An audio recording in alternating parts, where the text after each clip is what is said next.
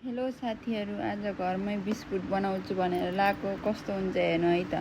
सुरुमा चिनी पिसेर राख्ने, घिउ राख्ने, मजाले माडेपछि यस्तो कलर चेन्ज हुन्छ। अनि फेरि मैदा, बेसन, सुजी, थोरै ल्वाङ सुकमेलको धुलो अनि पाउडरको धुलो पनि राख्नु होला है साथीहरू। अनि हल्का नरिवलको धुलो पनि बनाएर राखेँ। अनि त्यसपछि मान्ने त्यसलाई मजाले माडेपछि हल्का डो बनाउने। यस्तो गराएर डो गराएपछि सानो टुक्रा गराउने, सानो गोलो गोलो गराउने। अनि भाँडो पहिल्यै बसालेर त्यहाँ हल्का तताएर राख्नुपर्छ भाँडो पनि पहिल्यै।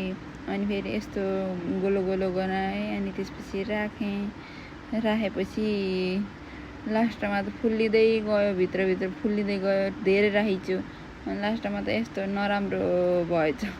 अनि चक्कुले काटेको त मिठो त भएको थियो, करन्ची टाइपको, तर देख्दा त नराम्रो देखियो। लास्टको त राम्रो भएको थियो कि सुरुमा गोलो गराउँदा, अनि पछि त यस्तै भयो साथीहरू।